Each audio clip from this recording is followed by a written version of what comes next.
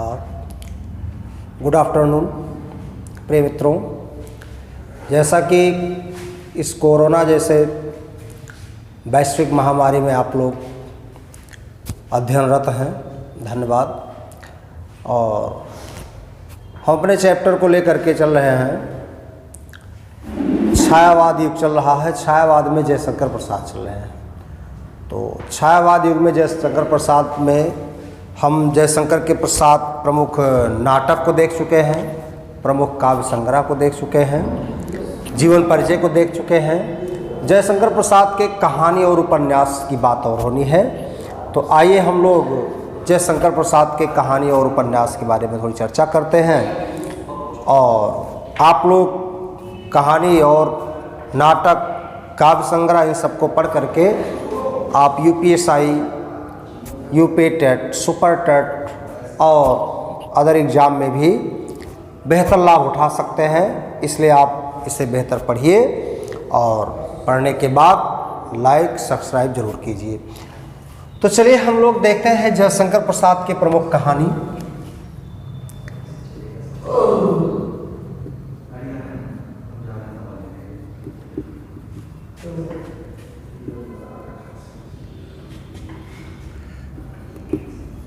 प्रमुख कहानियाँ।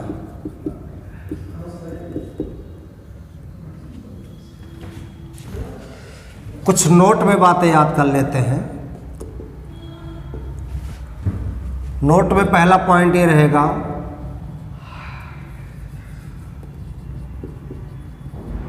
प्रसाद की प्रथम कहानी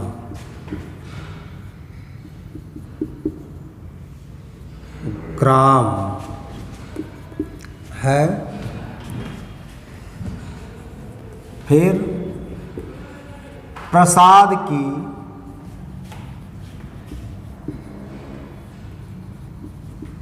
अंतिम कहानी सालवती है। ध्यान दीजिएगा, जब प्रथम कहानी की बात केवल करेगा तो प्रथम कहानी में हम लोग ग्राम पढ़ेंगे, और जब पूछेगा प्रसाद की अंतिम कहानी कौन है तो अंतिम कहानी कौन है, सालवती है। ध्यान दीजिएगा। तीसरा क्वेश्चन इस टाइप का बनेगा, प्रसाद का प्रथम कहानी संग्रह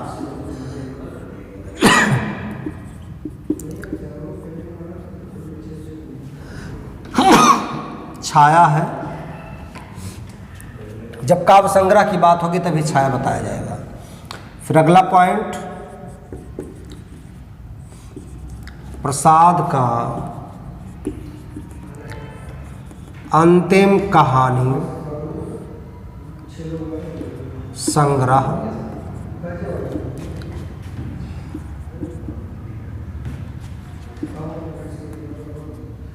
इंद्रजाल है। यही मेन पॉइंट है। कुछ लोग ये नहीं समझ पाते एग्जाम में कि कहानी पूछ रहा प्रथम की कहानी संग्रह पूछ रहा। मामला हमारा आपका वहीं पेचीदा पड़ जाता है। लेकिन जब कहानी पूछेगा, प्रसाद की प्रथम कहानी ग्राम होगी, प्रसाद की अंतिम कहानी सालवती होगी। और जब संग्रह में पूछेगा, कहानी संग्रह में कई कहानियों का मेल होता है, जब पूछेगा प्रसाद का प्रथम कहानी संग्रह तब आप कहेंगे छाया। कहेगा प्रसाद का अंतिम कहानी संग्रह तब क्या कहेंगे, इंद्रजाल कहेंगे। अब ध्यान दीजिएगा, ये तो प्रथम कहानी और कहानी संग्रह, अंतिम कहानी संग्रह की बात हो रही। अब आप लोग अगले पॉइंट की ओर चलेंगे। जयशंकर प्रसाद की कुल कहानी संग्रह कितने हैं? प्रसाद के कुल कहानी संग्रह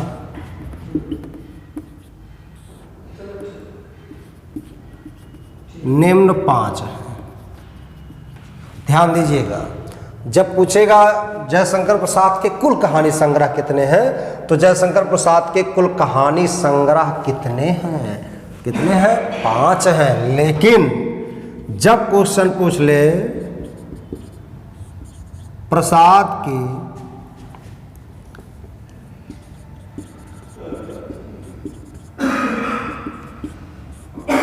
कुल कहानियों की संख्या कितनी है,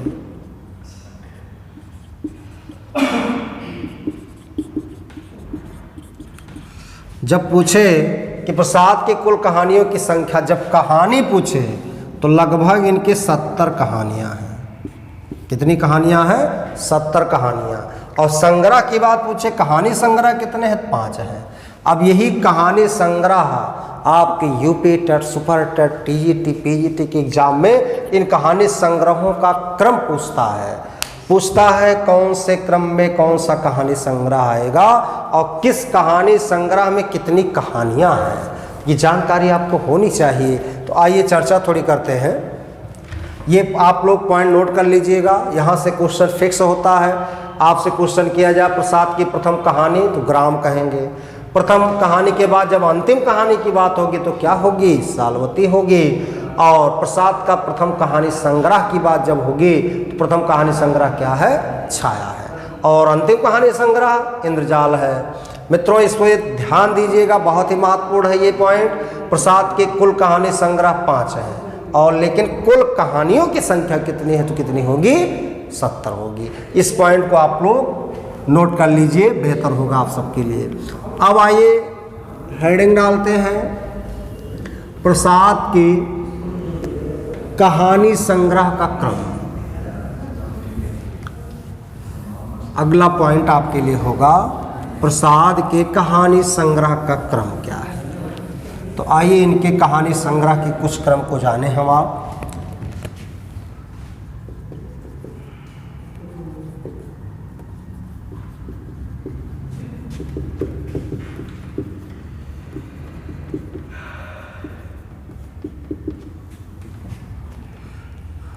पहला छाया, इसका रचना काल माना गया 1912 ईस्वी में।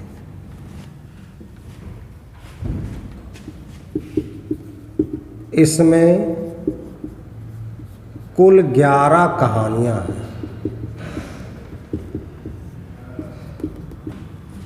पूछा जाए छाया वास्तव में जो इनका कहानी संग्रह है इसकी रचना कब हुई? तो 1912 में।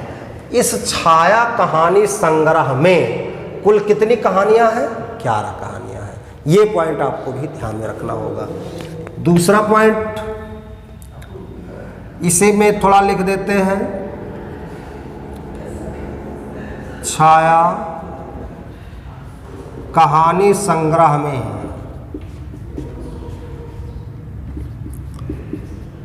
ग्राम कहानी संकलित है। मित्रों, भी पूर्व में आपने पढ़ा है कि प्रसाद की प्रथम कहानी कौन है? ग्राम है।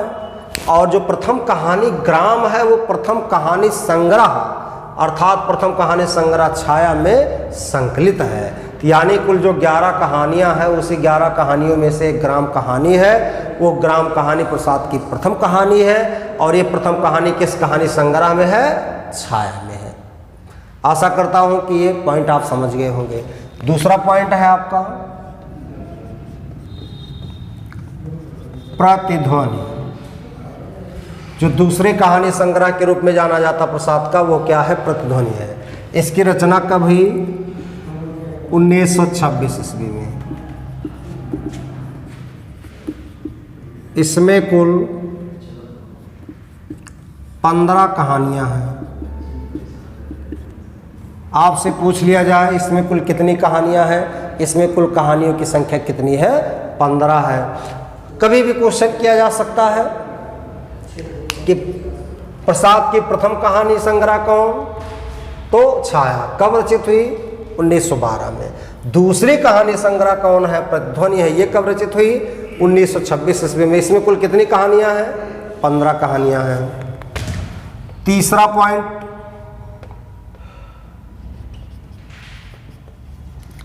आकाशदीप है। क्या है मित्रों? आकाशदीप। इस कहानी संग्रह की रचना हुई 1928 ईस्वी में। इसमें कुल 19 कहानियां हैं। पूछा जा सकता है इसमें कुल कितनी कहानियां हैं? इसमें कुल 19 कहानियां हैं। और एक बात याद रखिएगा मित्रों, प्रसाद की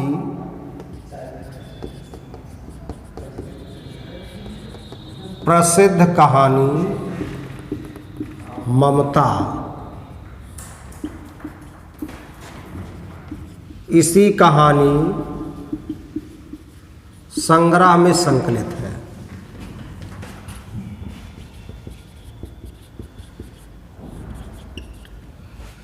ये पॉइंट आपके लिए बहुत ही महत्वपूर्ण है मित्रों। पूछा जा सकता है आकाशदीप कहानी संग्रह में कुल कितनी कहानियां हैं? तो 19 कहानियां हैं। और एक बात याद रखिएगा, इनकी 5 कहानी संग्रहों में ये सबसे बड़े कहानी संग्रह के रूप में जाना जाता है, बृहत्तम कहानी संग्रह के रूप में जाना जाता है। तो वो कौन होगा? आकाशदीप होगा। ध्यान रखिएगा। तो 1928 में इसकी रचना हुई। इसमें कुल 19 कहानियां हैं और प्रसिद्ध कहानी ममता इसी कहानी संग्रह के अंतर्गत आती है। एक पॉइंट और याद रखिएगा इसी के अंतर्गत, प्रसाद का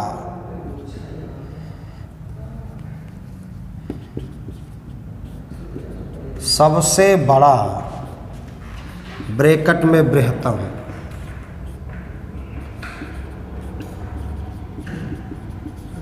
कहानी संग्रह आकाशदीप है।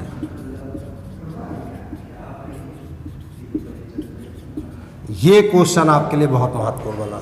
देखिए, जहाँ जहाँ जैसे जैसे मोड़ पड़ता है एग्जाम में वैसे क्वेश्चन पूछ लिए जाते हैं। तो आपसे अगर कभी क्वेश्चन पूछ लिया जाएगा कि बताइए प्रसाद की कहानी संग्रहों में वह कौन सा कहानी संग्रह है जो सबसे बड़ा या बृहत्तम कहानी संग्रह है, सबसे बड़ा या बृहत्तम कहानी संग्रह के रूप में क्या जाना जाता है?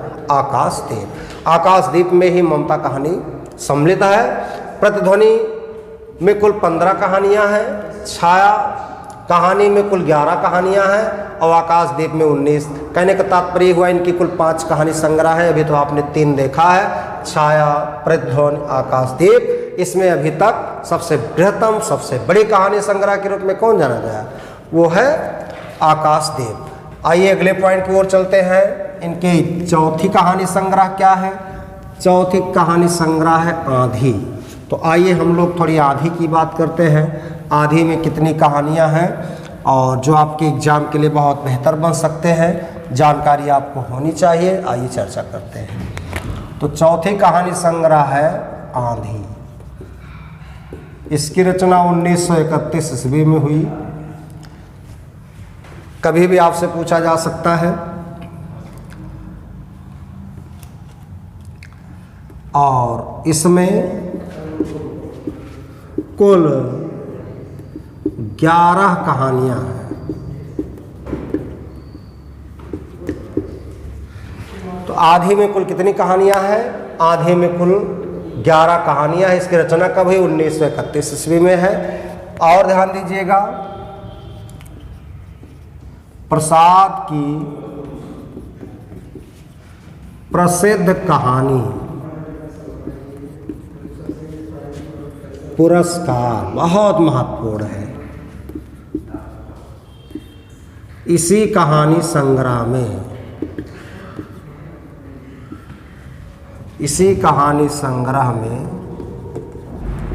संकलित है। बहुत ही अद्वितीय क्वेश्चन भी है। आप इंटर लेवल में पढ़ चुके हो कि पुरस्कार कहानी जो है बहुत प्रसिद्ध इनकी कहानी है, लंबी कहानी है। तो आंधी कहानी संग्रह में पुरस्कार कहानी संकलित है। चौथी, 5वीं कहानी चलते हैं। अंतिम कहानी संग्रह के रूप में जाना जाता है, उसका नाम है इंद्रजाल।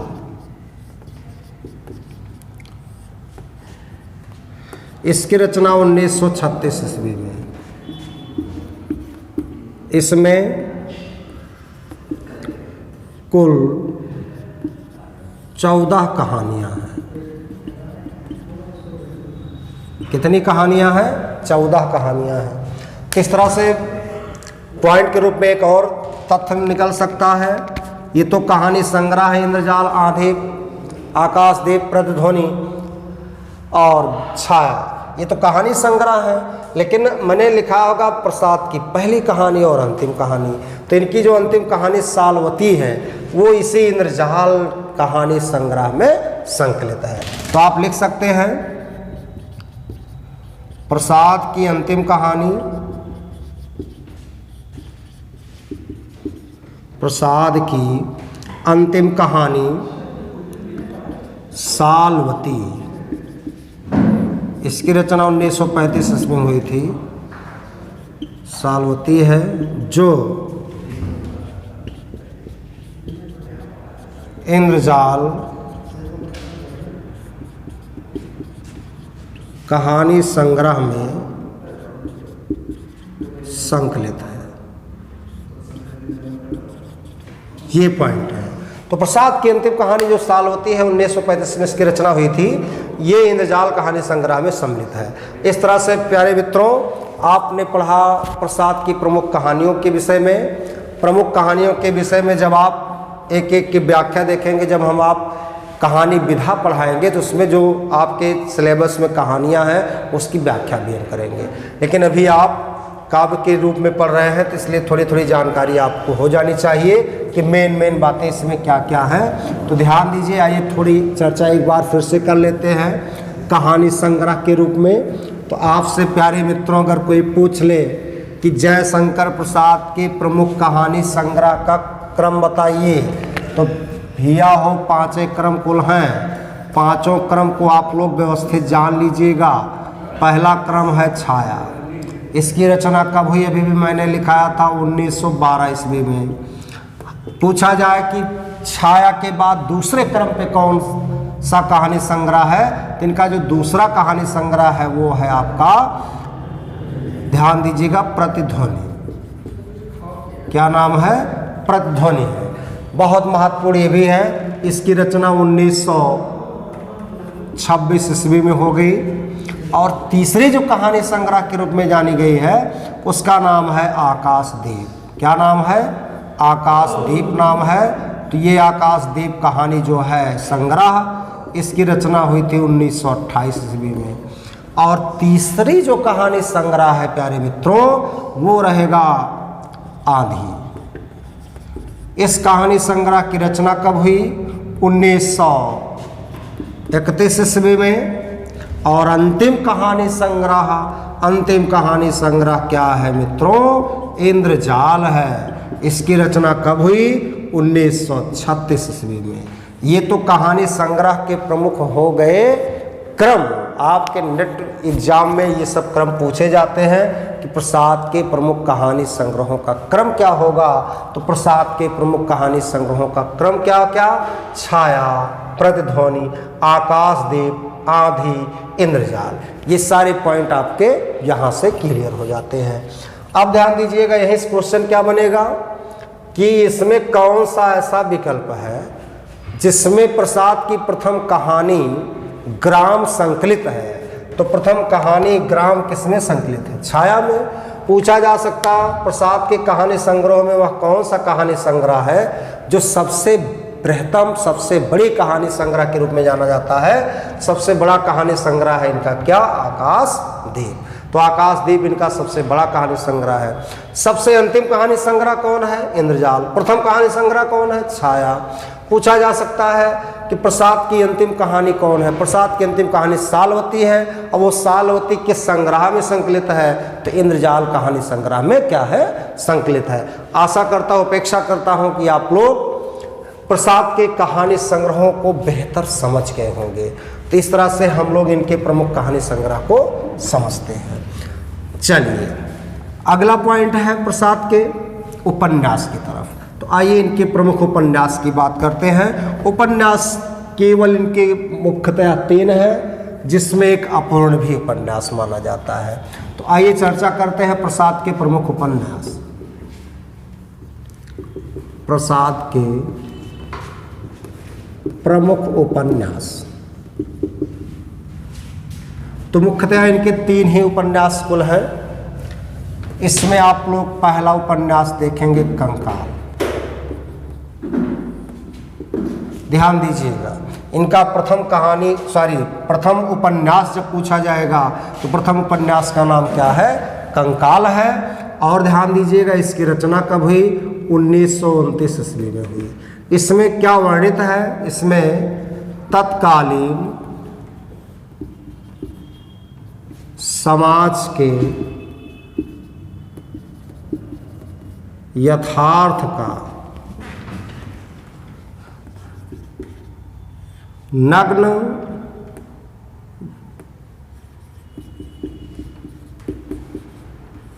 शोषित वर्गों का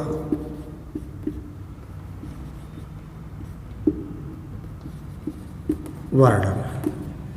तो तत्कालीन उस समय जो समाज था उसका वास्तविक रूप क्या था, उसमें जितने बेचारे शोषित वर्ग थे उनका खुल करके इन्होंने वर्णन किया है, इसीलिए कंकाल इसका नाम ही हो गया। कंकाल में कंकाल ही दिखता है, कुछ दिखता नहीं। वैसे वास्तव में समाज में क्या चल रहा है उसका वास्तव में नग्न इन्होंने वर्णन किया, अर्थात खोल करके वर्णन कर दिया।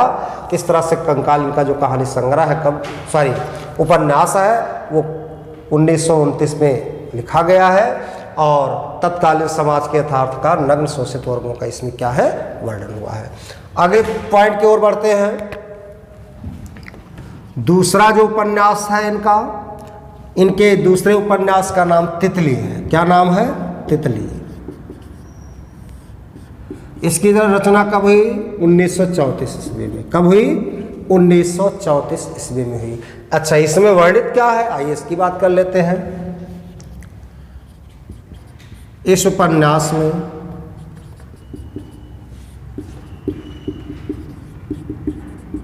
पूंजीपतियों के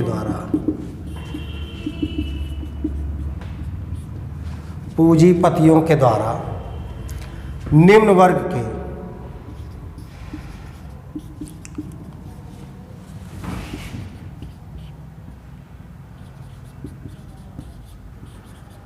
व्यक्तियों का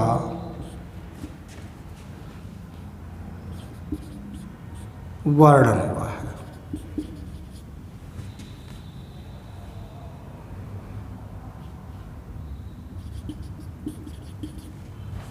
ये तितली हो गया। तो आपसे क्वेश्चन किया जाएगा, कंकाल इनका पहला उपन्यास हुआ, कब वर्णित हुआ? 1929 में। तितली इनका दूसरा उपन्यास हुआ।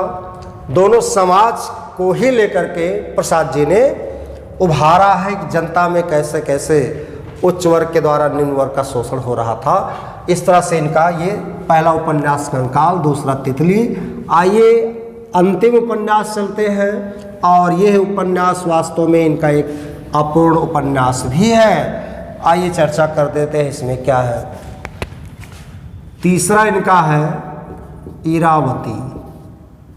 ध्यान दीजिएगा, इरावती पूछेगा तो उपन्यास होगा, और सालवती पूछेगा तो प्रसाद की अंतिम कहानी होगी। तो इरावती ये इनका उपन्यास है। इन्होंने लिखना शुरू किया था 1934 ईस्वी में, परंतु यह अपूर्ण उपन्यास है।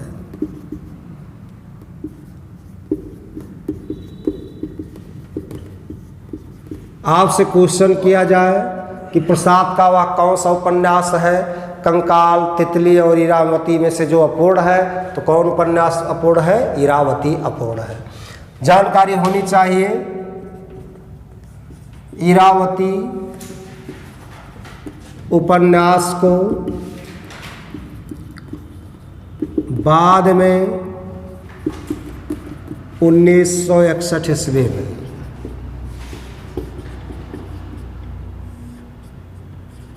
निराला व अज्ञेय, निराला यानी सूर्यकांत त्रिपाठी निराला, अज्ञेय सच्चिदानंद हीरानंद वात्स्यायन अज्ञेय ने मिलकर पूरा किया था। तो आपसे क्वेश्चन कभी भी कर सकते हैं कि बताइए निराला और अज्ञेय ने बताइए किसके उपन्यास को मिलकर के पूरा किया था? तो किसके उपन्यास के? प्रसाद के उपन्यास। इस तरह से आप लोग प्रसाद के प्रमुख नाटक आप पढ़ चुके हैं, प्रमुख काव्य पढ़ चुके हैं, प्रमुख कहानी पढ़ चुके हैं, प्रमुख उपन्यास। जब क्वेश्चन किया जाए कि प्रसाद का प्रथम कहानी संग्रह क्या है, तो आप कहोगे छाया। पूछा जाए प्रथम कहानी क्या है, तो आप कहोगे ग्राम। प्रसाद का अंतिम कहानी संग्रह इंद्रजाल, अंतिम कहानी इराचालवती। जब पूछा जाए प्रसाद का प्रथम उपन्यास, तो कंकाल। पूछा जाए अंतिम उपन्यास और अपूर्ण उपन्यास, तो आप इरावती कहोगे। ध्यान दीजिएगा, प्रसाद का पूछा जाए पहला नाटक इनका है सज्जन। इनका अंतिम नाटक क्या है, इनका अंतिम नाटक है ध्रुव स्वामिनी। पूछा जाए प्रसाद का प्रथम काव्य क्या है, प्रथम कविता क्या है, तो सावन पंचक है इनकी प्रथम कविता। पूछा जाए प्रसाद की अंतिम महाकाव्य के रूप में, अंतिम कविता के रूप में कौन है, तो क्वेश्चन जब ऐसा पूछा जाए तो अंतिम महाकाव्य के रूप में जो बनाया गया वो कामायनी है। पूछा जाए छायावाद में रचित प्रथम काव्य संग्रह इनका क्या है, जब काव्य संग्रह पूछेगा तो इनका काव्य संग्रह झरना होगा। इस तरह से प्यारे मित्रों, जयशंकर प्रसाद के हम प्रमुख नाटक को देख चुके हैं, प्रमुख कहानी को, प्रमुख उपन्यास को, प्रमुख काव्य को, प्रमुख काव्य संग्रह को, और जयशंकर प्रसाद के प्रमुख जीवन परिचय को भी हम देख चुके हैं। और अगली वीडियो में सूर्यकांत त्रिपाठी निराला से हम मुलाकात करेंगे। और आप लोग घर पे रहकर मस्त रहिए, व्यस्त रहिए, पढ़िए। धन्यवाद।